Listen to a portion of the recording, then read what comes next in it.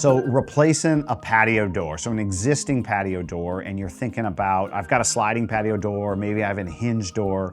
Do I go back with the same? Do I try something different? And typically what we see is a sliding patio door is really nice for ease of operations. It just pushes to the side.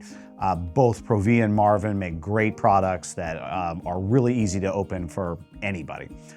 And one of the great values with a sliding patio door is it doesn't take up space in the house. Currently, if you have a hinged patio door that you pull in and it encroaches on a couch or your kitchen, a great way to buy some space into your house is switch that hinged patio door to a sliding patio door.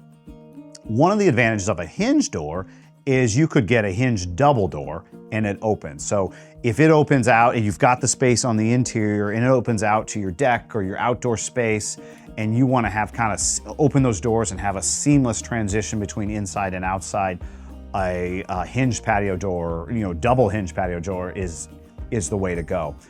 There's been some people that we've spoken with, they're kind of, they want to shy away from the old aluminum thin-railed patio doors. And today's market, there are great options. You can get a French sliding patio door that has a thick bottom rail and it's designed to look like a French hinge door, but actually slides. And so I would start with the look that you're trying to achieve and then practically the space. What type of space do you have? The third thing would be the sill. So the sill on a hinge door is flat. You're gonna roll, let's say you're in a wheelchair or something, you're gonna roll over it or step over it. The sill on a sliding patio door, that sliding moves in a track, so you're gonna have a little bit of a lip. And so what's gonna be right for you? And so our project consultants are gonna help you walk through that process and find out, is a sliding patio door best for my space or is a hinged patio door best for my space?